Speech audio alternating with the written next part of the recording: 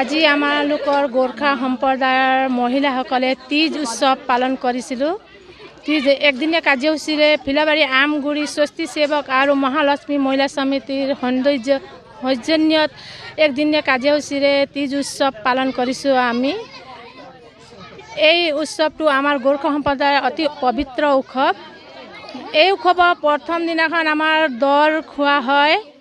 ককাই ভাইতে বাই ভনী বিয়া দিয়া ঠাইৰ পৰা চব লৈ আহে আৰু অতি আনন্দৰে আমাৰ বাই ভনীহঁতক ককাই ভাইয়ে দৰ খুৱায় আৰু পাছদিনাখন হৰিতালিকা বুলি নিৰ্জলা ব্ৰত আমি থওঁ। সেই ব্ৰত আমি গোটেই দিনটো পানী নোখোৱাকৈ ব্ৰত থওঁ। এই ব্ৰতটো পাৰ্বতীয়ে শিৱক পাবৰ কাৰণে এই ব্ৰতটো থৈছিলে। আজিও আমাৰ গোৰ্খা মহিলাসকলে সেই ব্ৰতটো ৰাখোঁ।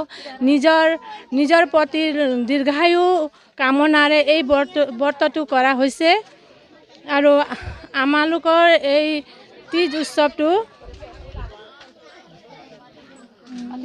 অতি পুৰণি উৎসৱ। আজিও আমি অতি আনন্দৰে সকলো গাঁৱৰ ককাই ভাই বাই ভনী মা দেউতা সকলো মিলি এই উৎসৱটো কৰোঁ।